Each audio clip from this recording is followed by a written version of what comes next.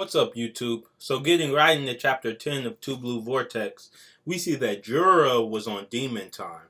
There might have been a character death, and we see the power scaling growing gradually higher through what Kurama was telling Himawari about her genetics in this chapter. So getting right into it, the chapter starts out with Jura and Hidari still pursuing Team 10, who are then approached by Konohamaru and other shinobi, most likely Jonin, who were sent there to back up Team 10. Jura continues to catch up with Team 10 while Hidari stops Konohamaru and the other shinobi, asking them if they had business with himself and Jura. This chapter was a banger, so I'm going to be going out of order on my thoughts on everything that happened. So what really caught my eye in this chapter was the fact that the power scale has once again increased, and based on the new lore we have from Kurama, Himawari has the genetics and greatest affinity to Kurama, thus far including Naruto, and she has the potential to be the strongest Jinchuriki of the nine-tailed fox. Also,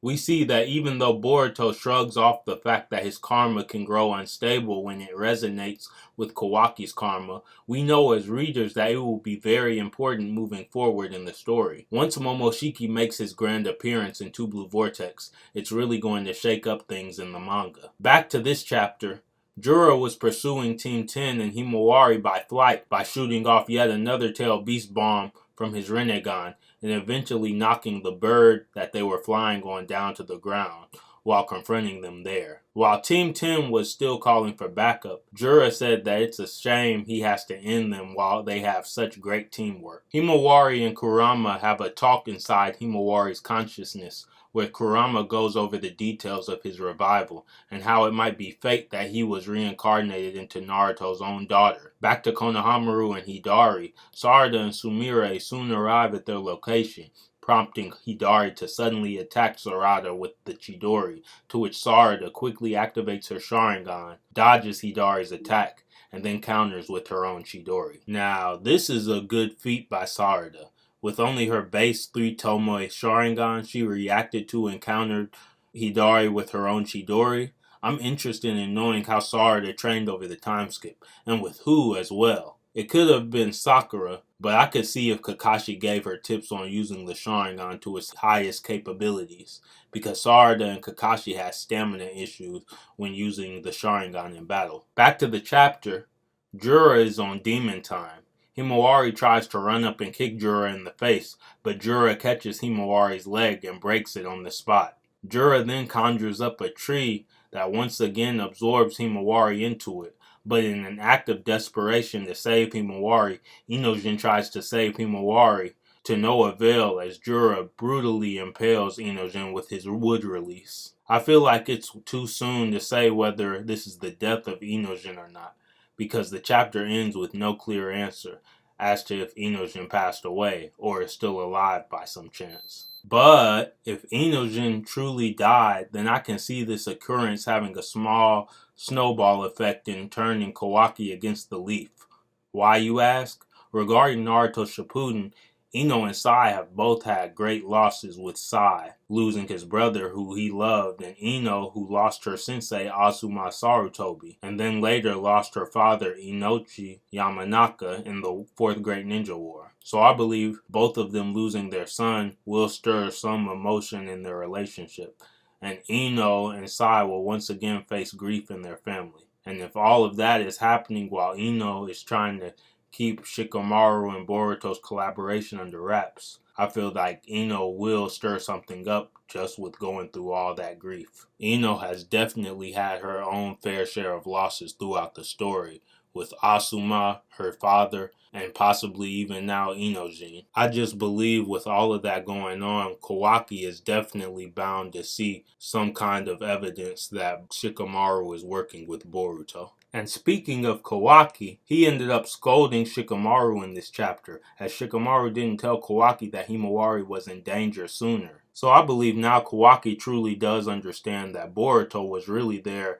to check on Himawari, and that he really should be placing that first on all of his to-do list. But I very much think as of now, Kawaki will inevitably rely on Amado for a power boost, because Kawaki is nowhere near Boruto's level as of now, and much less Jura's. I'm sure Amado knows this as well, since he's supposedly seeing everything real time through Delta, so he'll probably prepare Kawaki's upgrades going forward in the aftermath of Jura and Hidari's infiltration of the leaf. The chapter ends with Himawari going in a rage over Inojin's apparent death, and with Kurama stating that Himawari has lost her temper and questioning whether they'll be able to be capable of causing true chaos. I really love this chapter simply from the expansion on power levels we've received thus far. While Himawari is currently not more powerful than Naruto, her genetics and natural affinity with Kurama make her a better vessel than Naruto for Kurama, as well as being the best vessel for Kurama's spirit to date, for that matter. I said this in an earlier video, but I do believe Boruto possesses a kernel of Kurama's essence as well, but was not chosen for Kurama's revival due to the otsutsukification of Momoshiki's karma seal. Also, regarding Sarada, the fact that she can react to and counterattack to Hidari means that Sarada has not been slacking on her training over the time skip,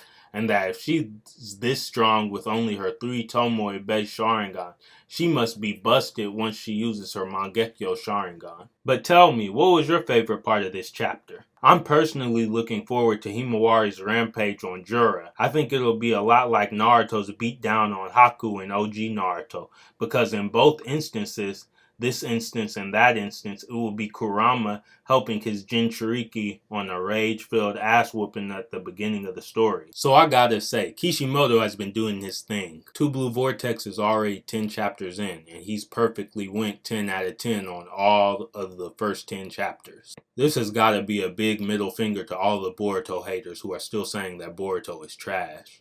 This is clearly peak fiction. And no, I don't think the fact that Himawari has the potential to be stronger than Naruto isn't crazy and is not a plot hole by any means.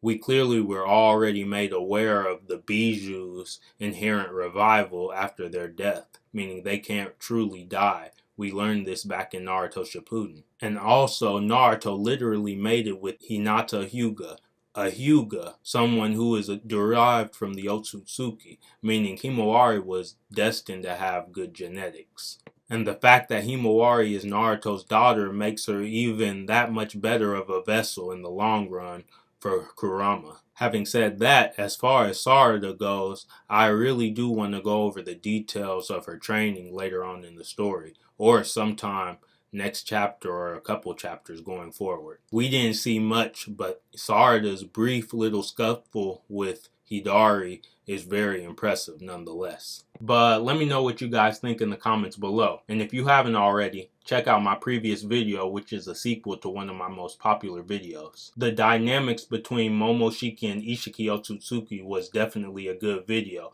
but part 2 is definitely much more of a banger. But I'll catch you in my next video. Later.